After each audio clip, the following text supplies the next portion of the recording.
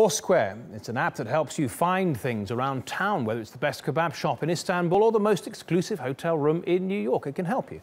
Its mapping technology is a big success, being used by Uber and Twitter. André-Pierre Duplessis interviewed Foursquare's founder in New York to find out how it's gaining ground on other social networks. Mapping technology is an industry worth more than $10 billion, dominated by Google Maps. But in places off the beaten track or outside the biggest cities, it's often harder to depend on Google. That's where Foursquare has found a niche. It rewards people for the information they share, which it uses to help the rest of the world find its way around. There's a couple different reasons where I think Foursquare has become really popular in different pockets of the world.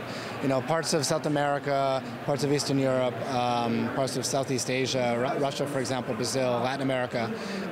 Turkey specifically, it's just really interesting. I think it's like we were there really early, right around the time when everyone started getting smartphones. And I think Google Maps didn't really work that well in cities like Istanbul because of the addressing system for places wasn't very predictable. Istanbul has a notoriously difficult addressing system that any user of Google Maps would find hard to understand. It's also part of the reason why services like Uber and Twitter now depend more on Foursquare's mapping technology than anybody else's. WeChat or others are using all the mapping technology that we provide the way Twitter does. I mean, Twitter in scores of countries now is, you know, you tweet and you tag that tweet, and that's powered by Foursquare. And so when people were checking in to say, this is where I am, we were able to build up an amazing map of where these places actually were. So not only was the service fun to use and you could meet up with your friends, and it was a lot of fun, but it was a really great utility because we actually knew where all the places were, and we knew how to get there, and we knew what was great about them.